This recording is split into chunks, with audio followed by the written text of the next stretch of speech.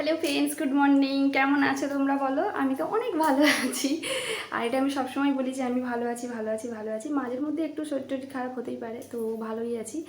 আর বাড়িটা দেখে চিনতে পেরে গিয়েছো যেটা আমার বাড়ি। আমি যেখানে গিয়েছিলাম থাকবো বলে সেখানে আমার থাকা হয়নি, কারণ বাড়ি থেকে গিয়ে নিয়ে চলে এসছে, থাকা যাবে না, কাজও অনেকটা হয়েছে।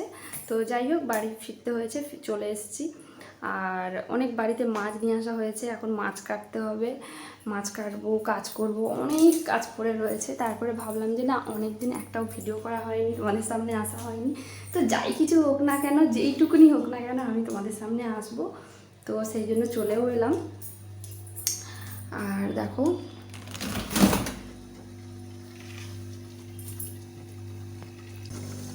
তো কাল থেকে মাছগুলো ফ্রিজে রেখে দিয়েছি, তো আজকে কাটতে হবে।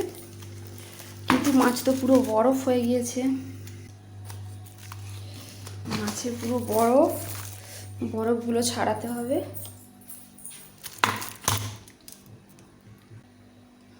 মাছ পুরো বরফ হয়ে গিয়েছে, তো বরফটা ছাড়াতে হবে কিছু।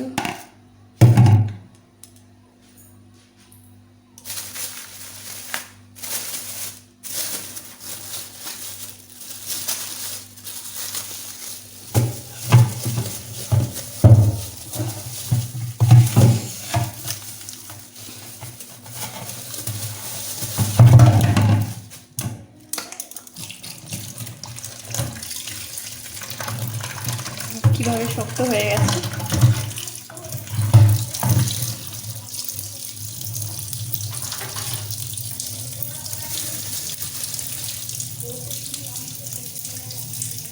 মাছগুলো পুরো নৌকার মতো বেঁকে রয়েছে, জল দিয়েছি।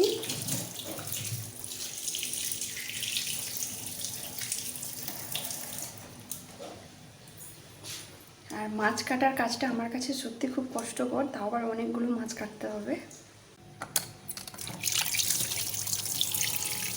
দেখেছো?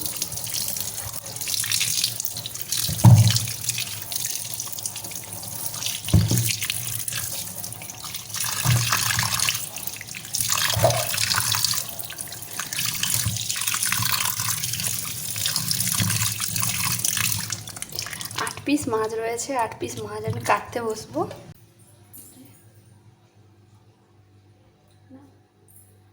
রেডি? এই এতগুলো মাছ নিয়ে বসি এবার কাটতে নিচে। চলো। আমি চিকচিকা বিছিয়ে নিয়েছি, কারণ পেপার না বিছালে আঁশগুলো গোটাটা হয়ে যাবে। বেশি বড় না এগুলো, এই কত হবে, 250 গ্রাম মতো হবে, তো ছোট বলেই বেশি করে নেওয়া হয়েছে।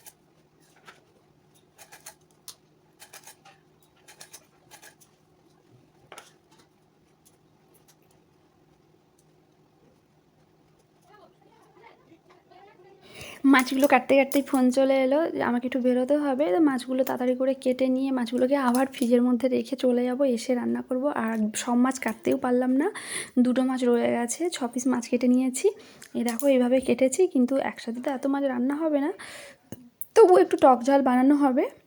কিন্তু বিশ্বাস করো, অনেক কষ্ট হয়েছে মাছগুলো কাটতে। বেরিয়ে চলেও এসেছি, কাজও কমপ্লিট হয়ে গিয়েছে, আর বাড়ি পৌঁছে গিয়েছি। তো বাইরে অনেকটাই কাজ ছিল, কাজ করে চলে এসেছি। আর কি বলবো, এখন সন্ধেও হয়ে গিয়েছে, আর রান্না বান্না তো করতেও পারলাম না, হঠাৎ করেই চলে এলাম। তো যাই হোক, চলো এখন টাটা করে দিই, টাটা বাবাই, নেক্সট ভিডিওতে দেখা হবে তোমাদের সাথে, ঠিক আছে।